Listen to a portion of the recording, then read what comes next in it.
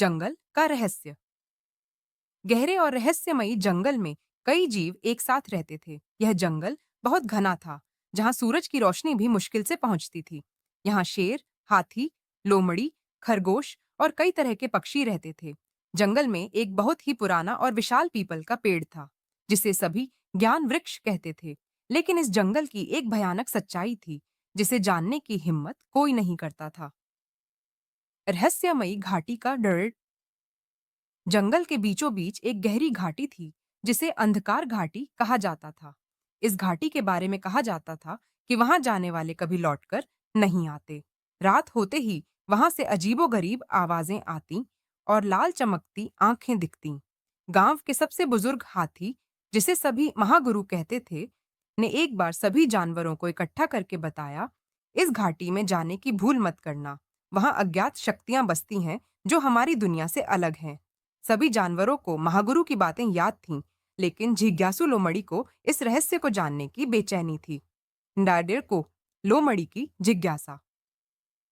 एक रात जब पूरा जंगल सो रहा था, लोमड़ी चुपचाप घाटी की ओर बढ़ी। जैसे ही वह घाटी के पास पहुंची, उसने महसूस किया कि हवा ठंडी हो गई है और अजीब फुसफुसाहटें सुनाई देने लगीं। कौन है वहां? लोमड़ी ने हिम्मत करके पूछा। कोई जवाब नहीं आया, लेकिन एक हल्की हंसी की आवाज हवा में गूंज उठी।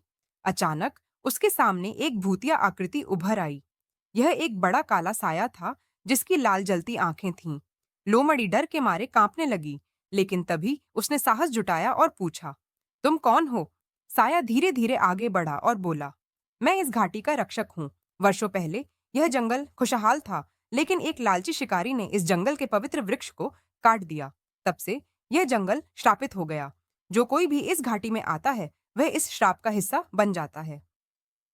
डिजर्टबरा, जंगल का रहस्य उजागर। लोमड़ी ने ध्यान से उस साये की बात सुनी और पूछा, क्या इस श्राप को तोड़ा जा सकता है? साया थोड़ी देर चुप रहा और फिर बोला, हाँ, लेकिन इसके लिए तुम्हें जंगल के सबसे पवित्र स्थान पर जाना होगा और वहां की शक्ति से इस श्राप को समाप्त करना होगा। लोमड़ी ने यह ठान लिया कि वह जंगल को इस श्राप से मुक्त करेगी। वह तुरंत महागुरु हाथी के पास पहुंची और सारी बातें बता दीं। महागुरु ने गहरी सांस ली और बोले, इस श्राप को तोड़ना आसान नहीं होगा, लेकिन हमें कोशिश करनी होगी। दशा का आय जंगल वासियों का एकजुट ब्रेस्टिन। अगले दिन पूरे जंगल में हलचल मच गई। शेर, हाथी, हिरण, गिलहरी, सभी जानवर इकट्ठा हो गए। सभी ने मिलकर जंगल के सबसे पवित्र स्थान की खोज शुरू की। कई दिनों तक चलने के बाद जंगल के एक कोने में एक चमकता हुआ नीला पत्थर मिला। यह वही शक्ति थी जिसकी जरूरत थी। जैसे ही महागुरु ने अपने विशाल पैरों से उस पत्थर को छुआ, पूरा जंगल रोशनी से भर गया।